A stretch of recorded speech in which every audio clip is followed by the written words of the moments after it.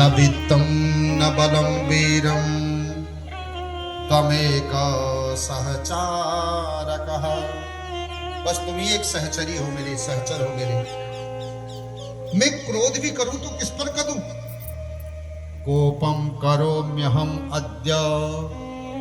मैं अगर कोप भी करूं तो किस पर? गुस्सा भी हूं तो किस पर?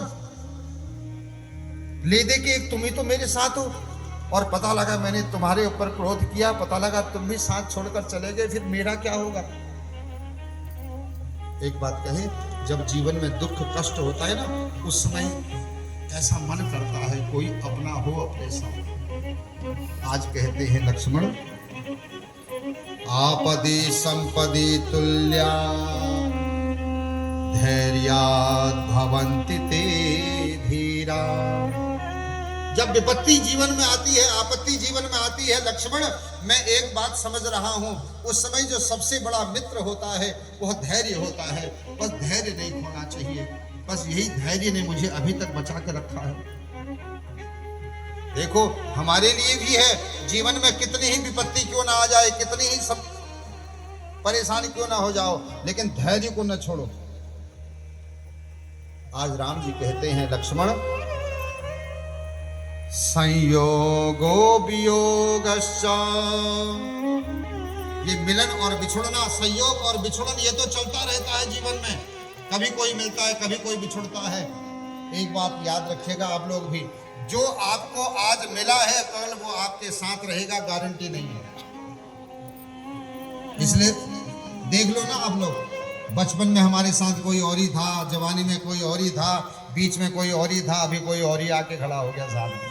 2 साल बाद ये भी छोड़ के दूसरा आ जाएगा साथ में, कोई हमेशा नहीं रहता।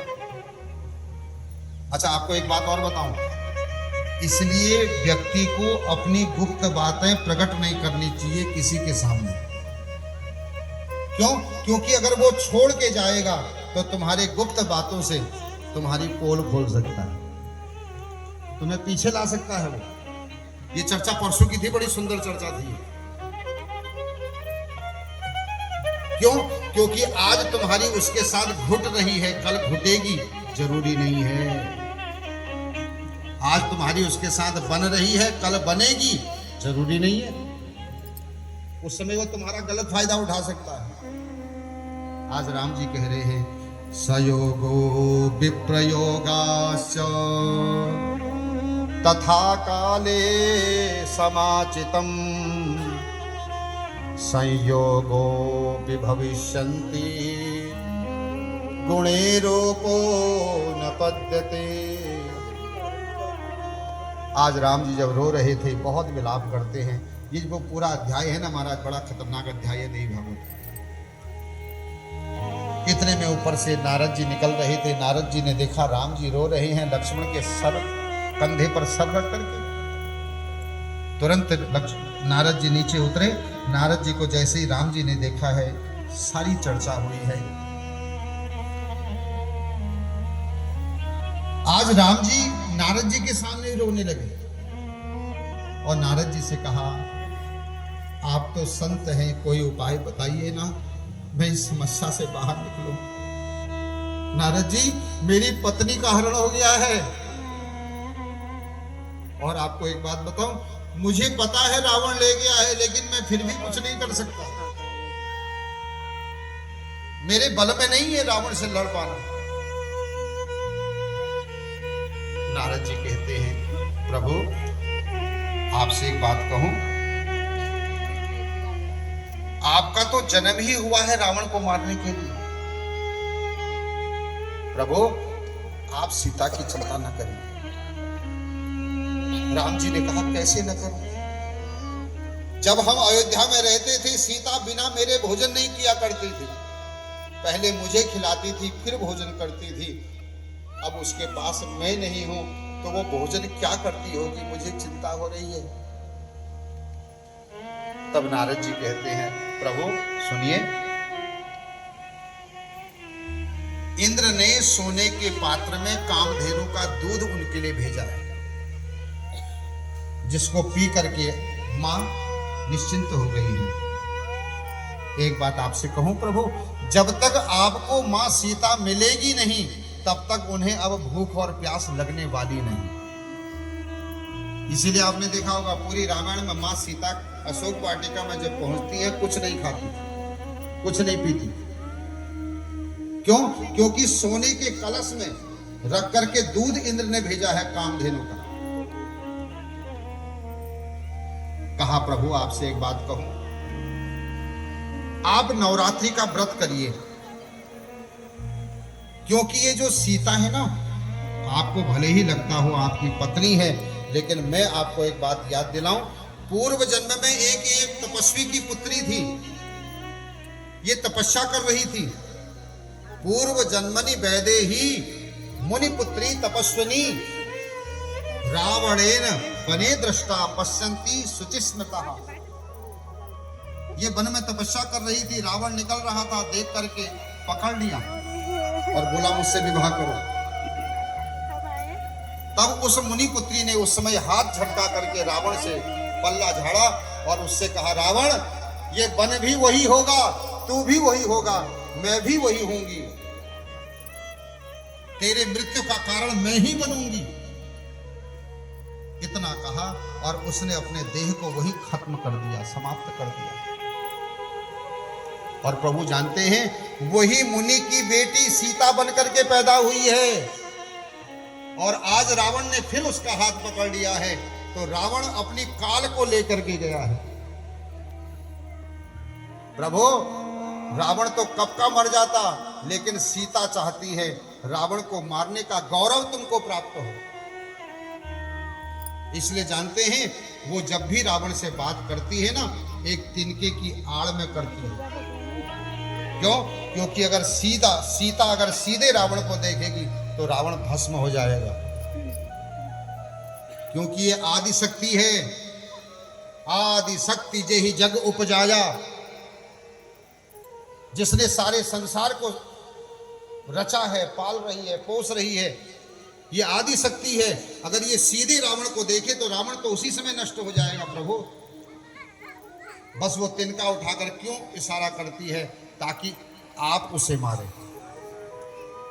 राम जी बोले मेरे में वो सामर्थ्य ही नहीं है मैं मार पाऊं। तब यहां पर नारद जी कहते हैं, प्रभु एक बात कहूं, आप मेरे को अपना आचार्य बनाओ। नारद जी के शब्द हैं, नारद जी कहते हैं मुझे आचार्य बनाओ आप, और जब आप मुझे अपना आचार्य मानेंगे, मैं तब आपको विधि विधान से भगवती का अनुष्ठान करने की दीक्षा दूंगा, और आप उस विधि से भगवती की उपासना करें, और आपको रावण को मारने की सामर्थ्य प्रकट हो जाएगी। नवरात्रोपचाराश्च भगवत्या प्रपूजनम सर्वसिद्धिकरम राम जप होम विधानतः। देखो नारद जी कह रहे हैं सर्व सिद्धि करम, हे राम जी आपको सर्व सिद्धियां प्राप्त हो जाएंगी, जिससे आप रावण जैसे महामायावी को मार पाओगे।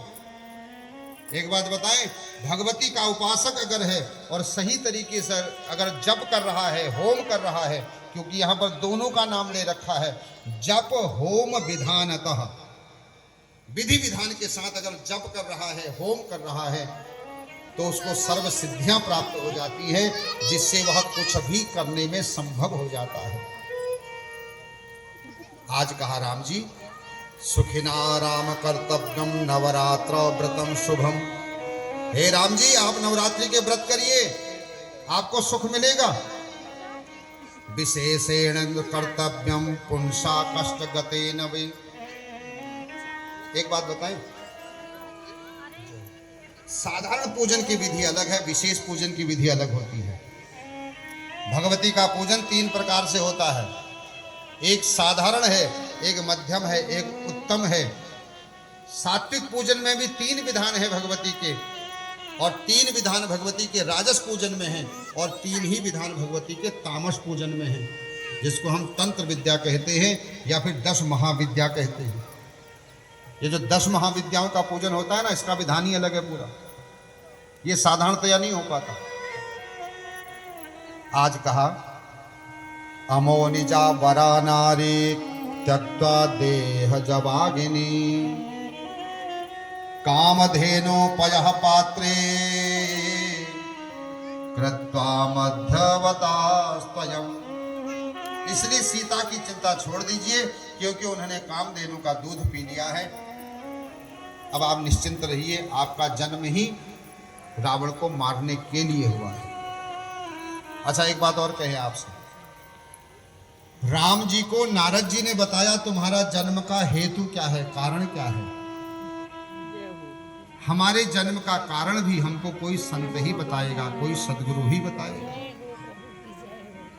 लेकिन हमको अभी तक पता ही नहीं है हमारे जन्म के पीछे कारण क्या है।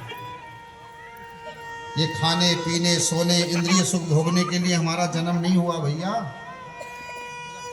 किसी न किसी विशेष उद्देश्य के लिए जन्म हुआ है, किसी न किसी विशेष कारण से जन्म हुआ है हमारा। अब तो क्या था महाराज, राम जी मां भगवती का पूजन नवरात्रि का व्रत बता दिया। नारद जी ने सारा पूरे विधि विधान से पहली 2 बार नवरात्रि का व्रत किया राम जी ने, एक असोज के महीने में, एक चैत के महीने में। पहला जो व्रत किया था वो असोज के महीने में, अष्टमी के दिन बड़ा दिव्य सुंदर पूजन कर रहे थे। तो कहते हैं अष्टमी की रात्रि में मेरी मां भगवती ने उनको दर्शन दिए और दर्शन दे करके कहा, राम तुम 9वीं तक का व्रत करो, 10वीं को तुमको विजयश्री प्राप्त होगी। राम के लिए सारे ताने बाने जो थे सब बुन दिए, सब बता दिया राम जी को। राम जी आज प्रणाम करने के बाद कहते हैं, मां अब एक ही इच्छा है, बस आपकी कृपा यूं ही मेरे ऊपर बनी रहे। नारद जी ने जो आज लगन मेरी आपके प्रति लगाई है, ये लगन लगी रही मेरी मां। एक बात बताएं, कोई संत सदगुरु अगर हमारा तार जोड़ दे भगवान से, लगन लगा दे भगवान से, वो लगन लगी रहे, इसके लिए भी उसकी कृपा चाहिए। आज राम जी के शब्दों में कह रहे, आइए, लगन तुमसे लगा बैठे, जो होगा देखा जाएगा। लगन तुमसे लगा